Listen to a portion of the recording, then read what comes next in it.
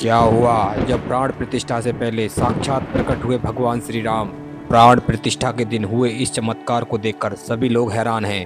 पहले भी आपने कई वीडियोस में देखा होगा, अयोध्या में प्राण प्रतिष्ठा से पहले कई बड़े बड़े चमत्कार हो चुके हैं। सबसे पहले अयोध्या के लोगों ने गिद्धों के झुंड को देखा। गिद्धों के झुंड को देखकर अयोध्या के लोग पूजा अर्चना करने लगे थे, जिनको जटायु का वंशज कहा जाता है। इस बड़े चमत्कार के बाद अयोध्या में नागों के झुंड को भी देखा गया, जो कि राम मंदिर के आसपास लगातार नजर आ रहे थे। इन नागों का संबंध यहाँ के लोग नागलोक से मान रहे थे। उसके बाद अयोध्या के जंगलों में भालुओं को भी देखा गया। ये सभी बड़े बड़े चमत्कार भगवान श्री राम की प्राण प्रतिष्ठा से पहले अयोध्या में हो रहे थे। लेकिन प्राण प्रतिष्ठा वाले दिन जो चमत्कार हुआ है, वो सुनकर आपके पैरों के नीचे से जमीन खिसक जाएगी और आपके रोंगटे खड़े हो जाएंगे। इस चमत्कार को दुनिया का सबसे बड़ा चमत्कार कहा जा रहा है। जब आप इस चमत्कार के बारे में जानेंगे तो आप भी भगवान श्री राम के चरणों में नतमस्तक हो जाएंगे। क्या वाकई में प्राण प्रतिष्ठा वाले दिन गर्भगृह में भगवान श्री राम प्रकट हो गए हैं? आज की इस वीडियो में सबसे बड़े रहस्य से पर्दा उठाएंगे। दोस्तों, रहस्य से पर्दा उठाने से पहले मैं आपको बता दूं, अगर आप सच्चे हिंदू हो तो चैनल को सब्सक्राइब करके बेल आइकन दबा देना और कमेंट में जय श्री राम जरूर लिखें। दोस्तों, जैसा कि आप जानते हैं, 22 जनवरी 2024 को भगवान श्री राम की प्राण प्रतिष्ठा के लिए पूरी अयोध्या तथा राम मंदिर को बड़ी ही खूबसूरती से सजाया गया था। और भव्य राम मंदिर के गर्भगृह में जिस मूर्ति को प्राण प्रतिष्ठा के लिए रखा गया है, इस प्रतिमा का वजन 200 किलोग्राम के आसपास है। और प्राण प्रतिष्ठा का कार्यक्रम 22 जनवरी 2024 को दोपहर 12:30 बजे संपन्न हुआ। प्राण प्रतिष्ठा के लिए मुख्य अतिथि हमारे देश के यशस्वी प्रधानमंत्री नरेंद्र मोदी जी थे। राम मंदिर के इस प्राण प्रतिष्ठा कार्यक्रम को और भव्य बनाने के लिए देश विदेश से भगवान श्री राम को उपहार भेंट किए गए। नेपाल के जनकपुर से भगवान श्री राम के लिए विभिन्न प्रकार के आभूषण भगवान श्री राम के लिए आए। भगवान श्री राम के प्राण प्रतिष्ठा के लिए 108 फीट लंबी अगरबत्ती लगाई गई है। यह अगरबत्ती 45 दिन तक लगातार जलती रहेगी और 15 से 20 किलोमीटर तक इसकी सुगंध जाती रहेगी।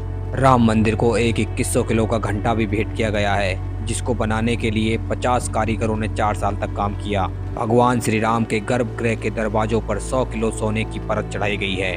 और गाजियाबाद के रहने वाले मोहित पांडे को राम मंदिर का मुख्य पुजारी नियुक्त किया गया है।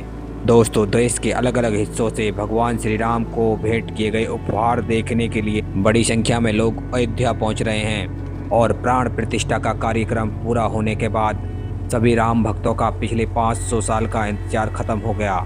दोस्तों, राम मंदिर की प्राण प्रतिष्ठा होने से पहले अयोध्या में बहुत बड़े बड़े चमत्कार हुए हैं, जिनकी देश ही नहीं विदेशों में भी चर्चा हुई थी। दोस्तों, किसी भी मंदिर की प्राण प्रतिष्ठा बहुत ही ज़्यादा महत्व रखती है।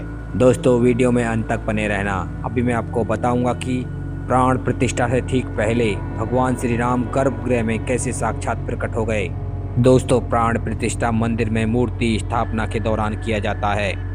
किसी मंदिर में लगाई गई मूर्ति को जीवित करने की विधि को प्राण प्रतिष्ठा कहा जाता है, जिसमें प्राण का अर्थ जीवन शक्ति तथा प्रतिष्ठा का अर्थ होता है स्थापना।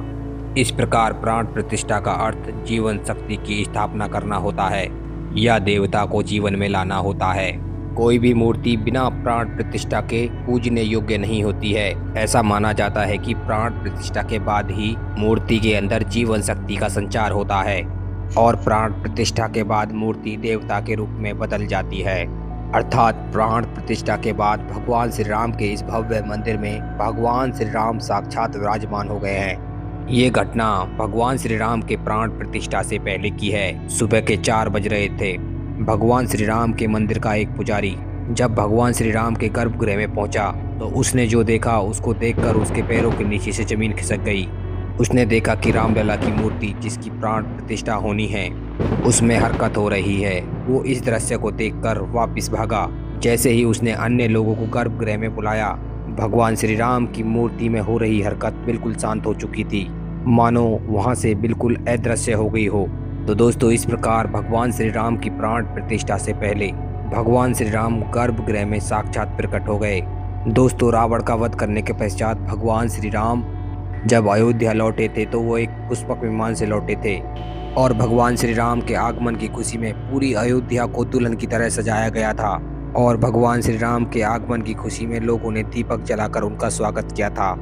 एक बार त्रेता युग में भगवान श्री राम के आगमन के लिए अयोध्या को दुल्हन की तरह सजाया गया था और एक बार फिर से कलयुग में टाइम आया है कि भगवान श्री राम के आगमन के लिए अयोध्या को दुल्हन की तरह सजाया गया है। दोस्तों, ऐसी ही धार्मिक वीडियोस देखने के लिए चैनल को सब्सक्राइब करके बेल आइकन दबा दें और कमेंट में जय श्री राम जरूर लिखें।